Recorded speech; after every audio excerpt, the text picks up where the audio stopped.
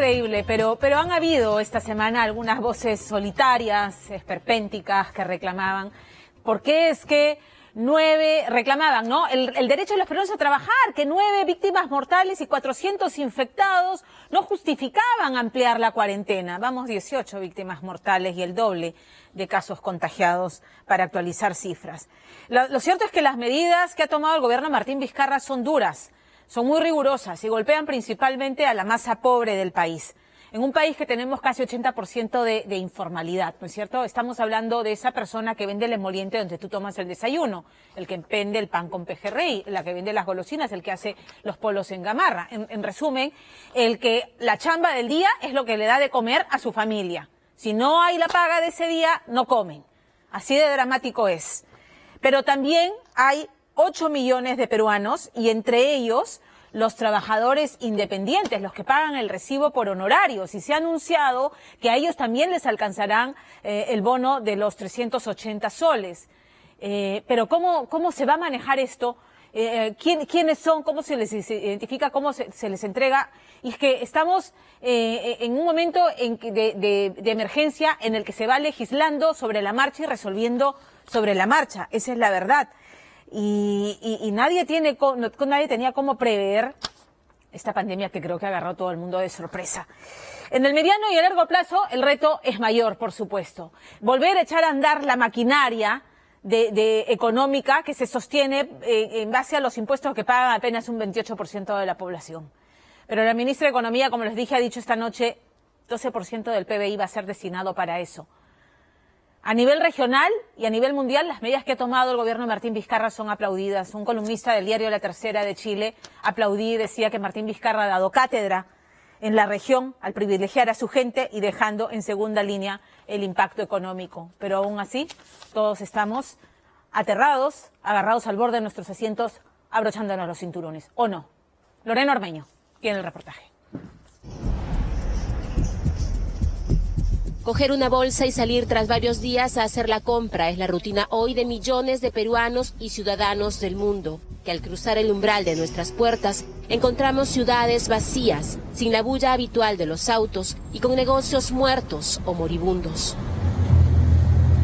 Peluquerías, restaurantes, empresas de turismo, cines, miles de pequeños, medianos y grandes negocios que se han convertido en realidad en las primeras víctimas en cuidados intensivos del coronavirus. Y es que en época de pandemia solo lo esencial está permitido. Aquí todo lo que es aparatos eléctricos, toda esta zona está cerrada, dice. Temporalmente la venta de productos de categoría no se encuentra habilitada. Tampoco se puede comprar ropa, no está permitido, o sea, todo está cerrado. Y tras la mayoría de esos televisores, máquinas para ejercitarse, juguetes, está el rótulo de Hecho en China, la fábrica del mundo, allí donde inició la pandemia, y aunque usted no lo crea, el inicio también de nuestra propia crisis económica, antes incluso de conocerse aquí el caso cero. ¿Por qué? Simple.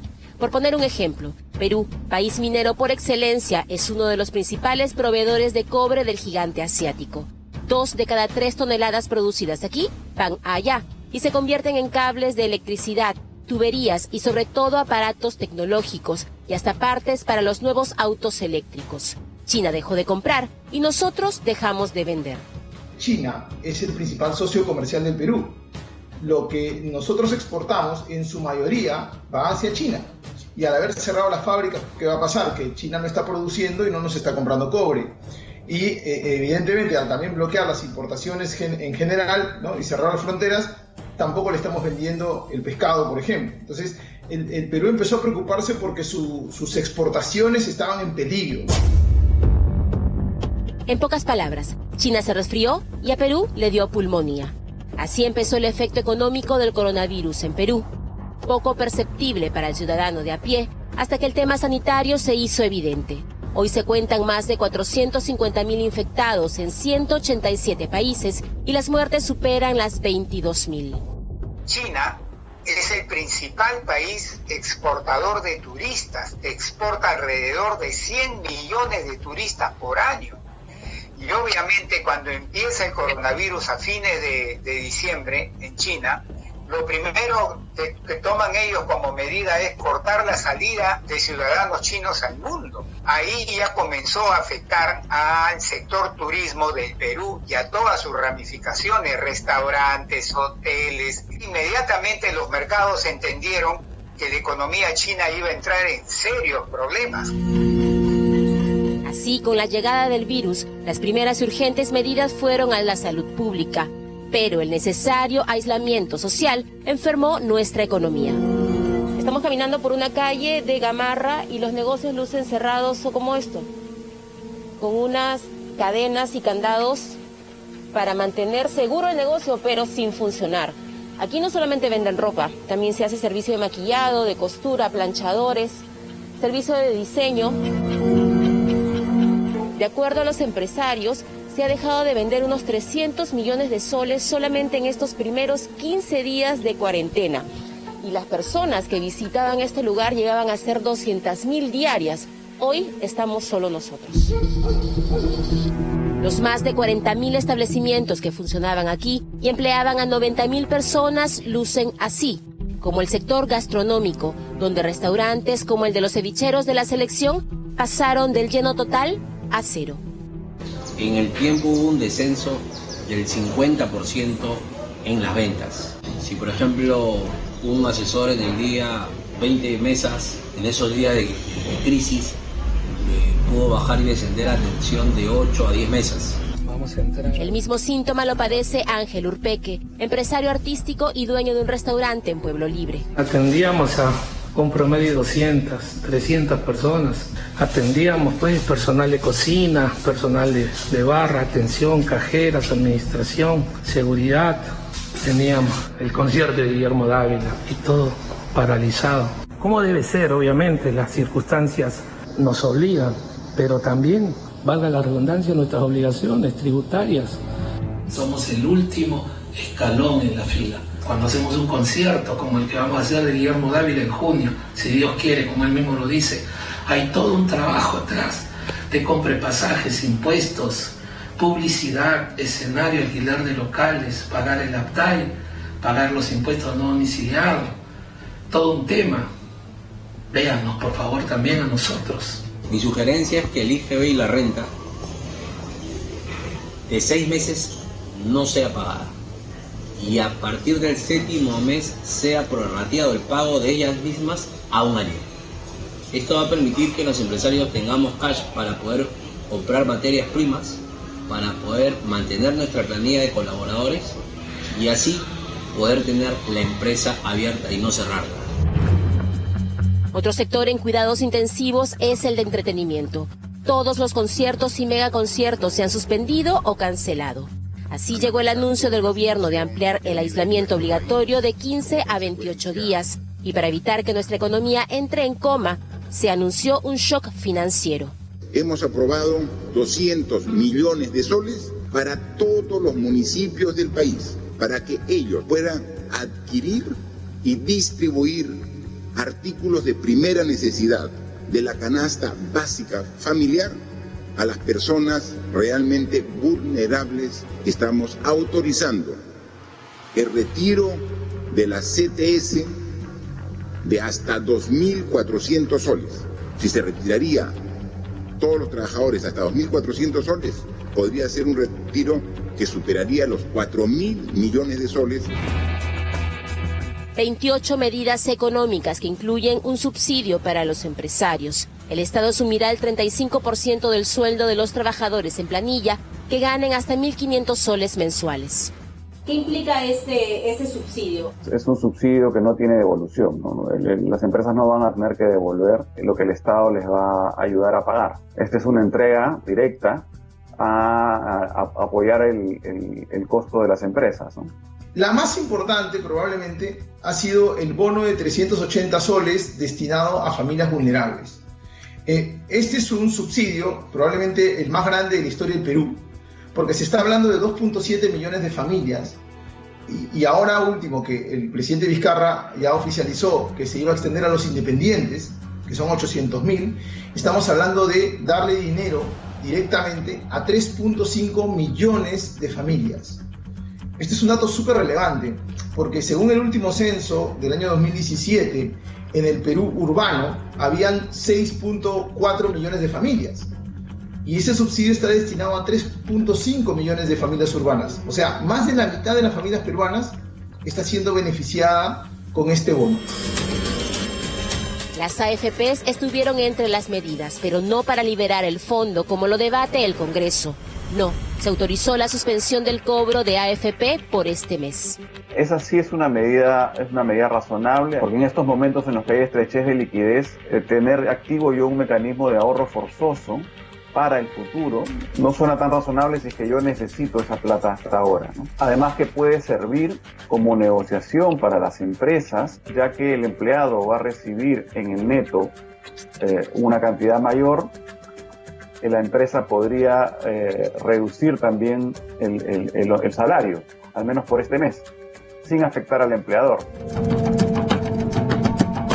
Es decir, con ese 10% de sueldo en el bolsillo, por mutuo acuerdo, el empleador podría descontarle esa cantidad y evitar el quiebre de su empresa. Polémico para un trabajador preocupado que pese a todo ha logrado que los grandes bancos refinancien sus deudas sin intereses. Pero queda un gran grupo que representa a 8 millones de peruanos, el 70% de nuestra economía, los independientes, formales e informales. Un gafitero, un electricista, un jardinero, un dueño de una bodeguita que no puede abrir, en fin, esos independientes, que su ingreso en 4 semanas se les va a derrumbar tremendamente, ¿quién les va a ayudar? ¿Cómo hacer medidas que vayan directamente a las personas que son independientes, formales e informales? Bueno, ¿cómo?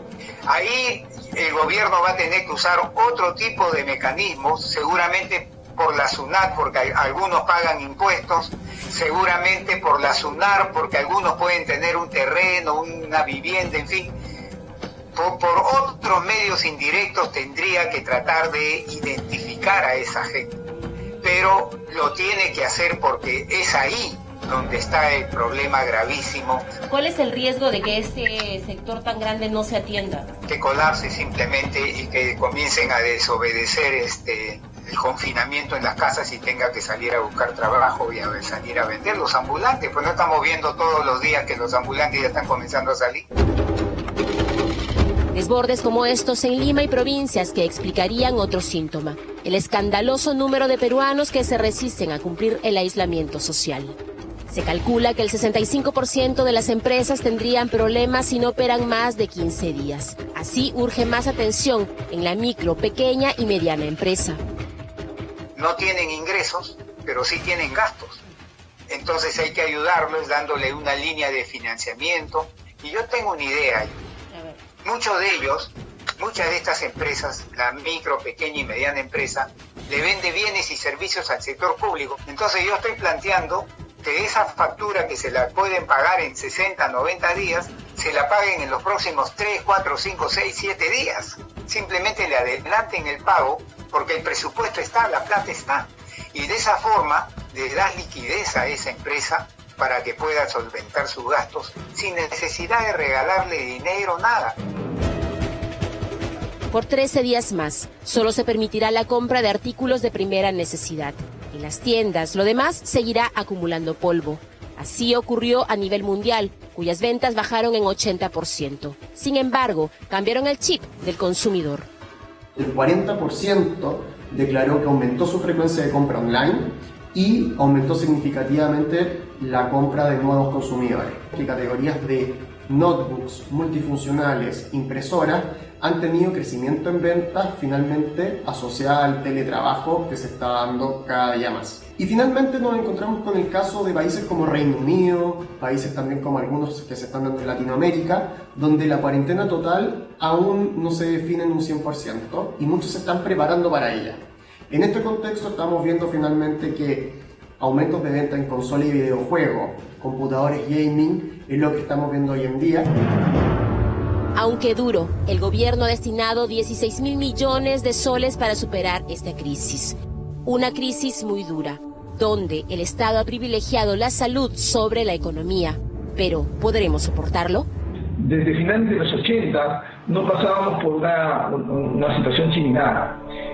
Pero la buena noticia es que como país estamos en mejores condiciones que hace 30 años para afrontar una crisis, ¿no? Perú ha venido trabajando de manera responsable su economía, ha cuidado la caja fiscal, no ha tenido políticas populistas irresponsables, y entonces se cuenta, digamos, con el dinero suficiente para hacer frente a esta crisis. De hecho, la cuarentena agudiza la crisis económica, pero evita una crisis sanitaria que sería peor.